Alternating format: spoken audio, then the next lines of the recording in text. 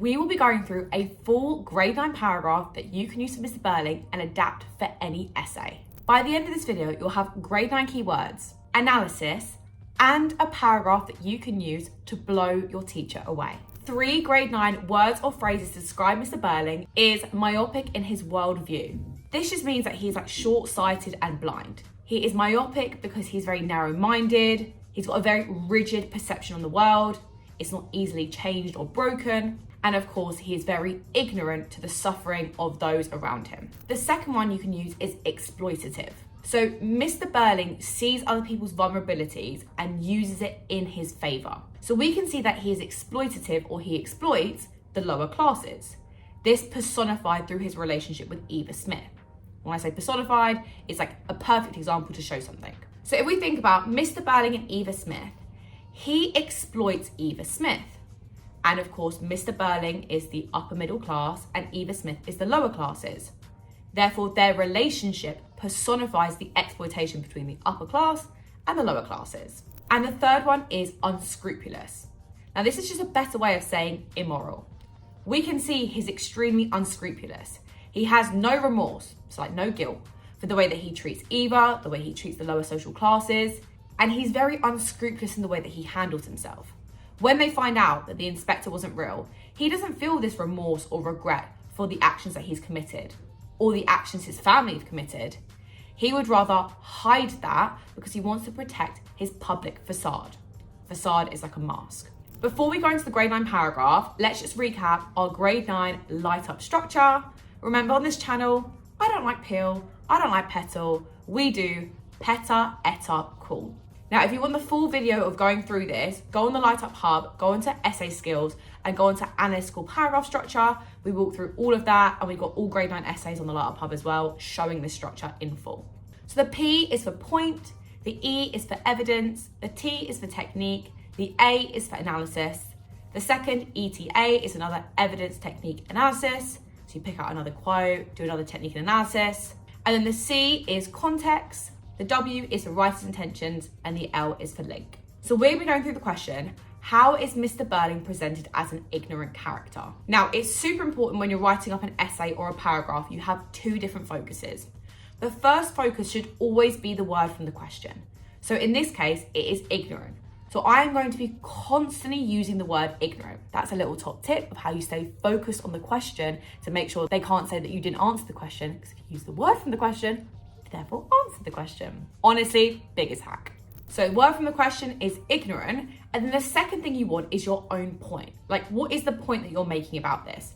Ignorant is the word from the question you constantly got to be referring to, but you want to also have your other mini point that you're referring back to keep focused on what you're talking about, specifically on the paragraph. So for me, I'm going to be talking about him being exploitative and neglectful. So exploit and neglect are the other 2 things I'm going to be looking at. So when we're going through this paragraph, I'm going to highlight for you when I use ignorant, which is the word from the question, and I'm also going to highlight when I use exploit or neglect, and that is my point, the thing that I'm going to be constantly referring back to in this paragraph. For your Mr. Birling essays, here's a grade 9 point and evidence you can use. My point, Mr. Birling personifies ignorance as his myopic, so short-sighted, view on the world causes him to ceaselessly exploit and neglect the lower classes. You can see here, I've got a very clear point. I've linked it to the word from the question, which is ignorance, tick, and I've also got my own point in there, exploit and neglect. So I've got a really, really clear focus for the beginning of my paragraph. Now let's go on to my evidence and my technique. His ignorance to the plight, so struggle, of the lower classes is evident as he zoomorphizes, so gives them animal traits, the lower classes by the simile, like bees in a hive, community and all that nonsense. So you can see here, again, I've reinforced the word from the question, I've reinforced my point, but I've integrated it in a nice way. I've not said this is shown by the quote, instead I've embedded it in so it flows really nicely in the essay.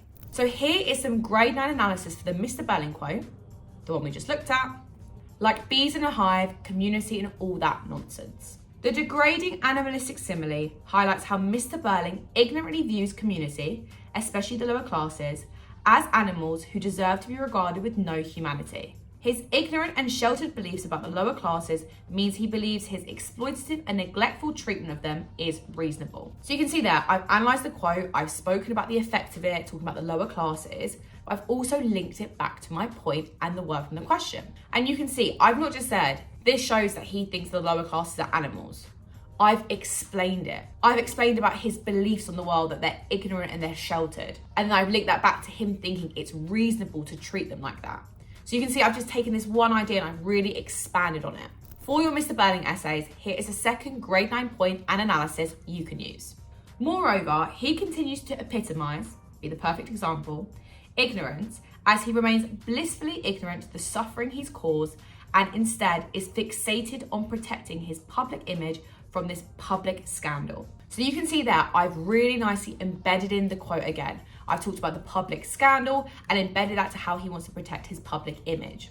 All while I've stayed very focused on the word from the question, which of course is ignorant. So in everything I'm doing, everything I'm saying, I'm constantly linking it back to the question to make sure the examiner gives me those marks for being really perceptive and insightful. And also a bonus top tip, if you constantly use the word from the question and you pre-learn your analysis, like you pre-learn the grade 9 analysis we give you on the Lightup Hub, for example, then all you've got to do is link it back to the word from the question and you've linked it. You can pre-learn what you're going to write in the exam because you've already remembered it. So here is some grade 9 analysis for the Mr. Birling quote, public scandal.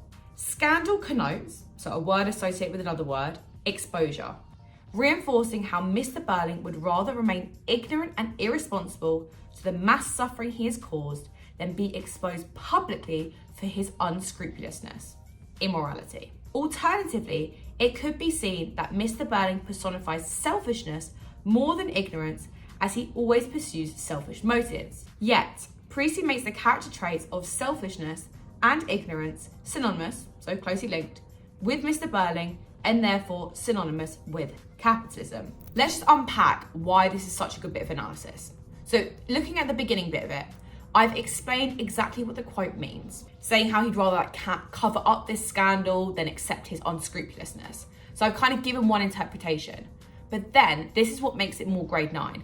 I've given an alternative perspective. I've said alternatively and kind of gone against my original point, my point being that he's really ignorant. I've said, oh, potentially it could be seen that he's actually more selfish.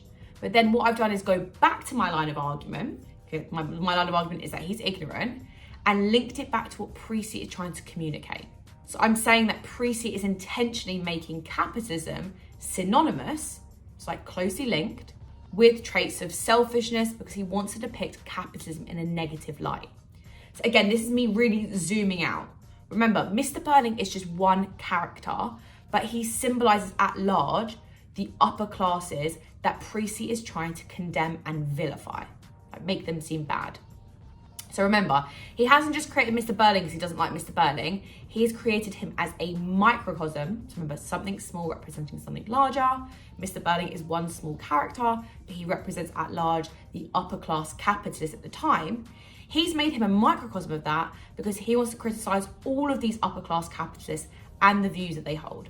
Here is a contextual link that you can steal about Mr. Birling's ignorance and politics in the early 1900s. Mr. Birling's ignorance and exploitative nature captures the mindset of capitalist individuals in the early 1900s.